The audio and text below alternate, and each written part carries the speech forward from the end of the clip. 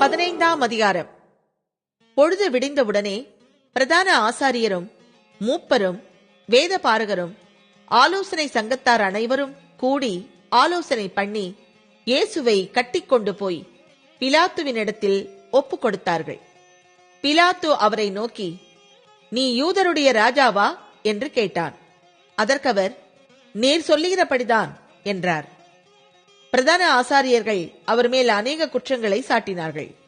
அவரோ மாறுத்தரம் ஒன்றும் சொல்லவில்லை.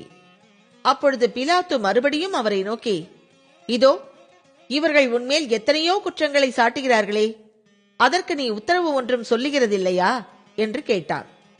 இயேசுவோ அப்பொழுதும் உத்தரவு ஒன்றும் சொல்லவில்லை. அதனால் பிலாத்து ஆச்சரியப்பட்டான்.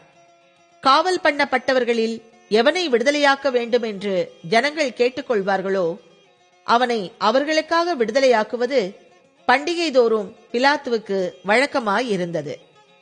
கலகம் பண்ணி அந்த கலகத்தில் கொலை செய்து அதற்காக காவல் பண்ணப்பட்டவர்களில் பரபாஸ் என்னப்பட்ட ஒருவன் இருந்தான்.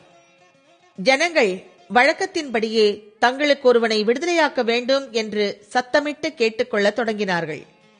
பொறாமையினாலே பிரதான ஆசாரியர்கள் அவரை ஒப்புக் கொடுத்தார்கள் என்று பிலாத்து அறிந்து அவர்களை நோக்கி, நான் யூதருடைய ராஜாவை உங்களுக்கு விடுதலையாக்க வேண்டும் என்று இருக்கிறீர்களா என்று கேட்டான். பரபாசை தங்களுக்கு விடுதலையாக்க வேண்டும் என்று ஜனங்கள் கேட்டுக்கொள்ளும்படி பிரதான ஆசாரியர்கள் அவர்களை ஏவி விட்டார்கள். பிலாத்து மறுபடியும் அவர்களை நோக்கி, அப்படியானால் யூதருடைய ராஜாவென்று நீங்கள் சொல்லுகிறவனை நான் என்ன செய்ய வேண்டும் என்று கேட்டான். அவனை சிலுவையில் அறையும் என்று மறுபடியும் சத்தமிட்டு சொன்னார்கள். அதற்கு பிலாத்து, ஏன், என்ன பொல்லாப்பு செய்தான் என்றான்.